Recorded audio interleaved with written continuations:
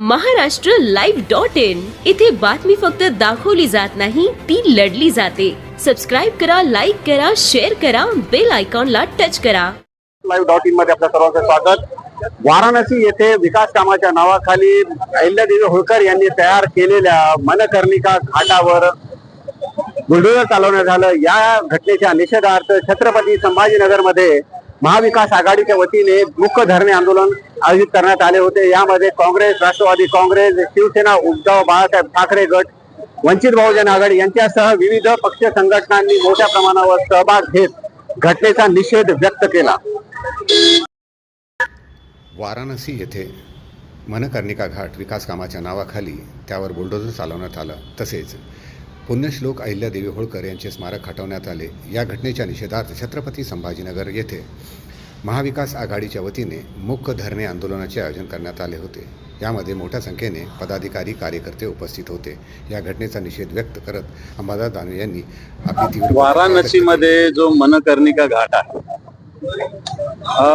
पुण्यश्लोक अहिल्यादेवी होळकरांनी निर्माण केलेला घाट आहे। पुण्यश्लोक अहिल्या देवीनी फक्त महाराष्ट्र नव्हे, उत्तर प्रदेश, मध्य प्रदेश पार अटके पार अनेक वास्तू निर्माण केल्या, अनेक नदीवर घाट बांधले, अनेक बारवा बांधल्या पाण्यासाठी, अनेक मंदिराचं पुनर्निर्माण केलं।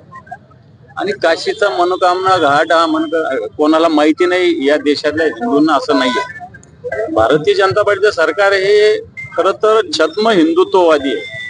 हिंदुत्वात फक्त नावाला आहे, परंतु हा हिंदुत्वात गुंडवून टाकण्याचं काम मला असं वाटतं या घटनेतून दिसतं। घाट तर पाडलास, अहिल्यादेवी होळकरांची पूर्ण मूर्ती सुद्धा त्यांनी नेस्तनाबूत केली।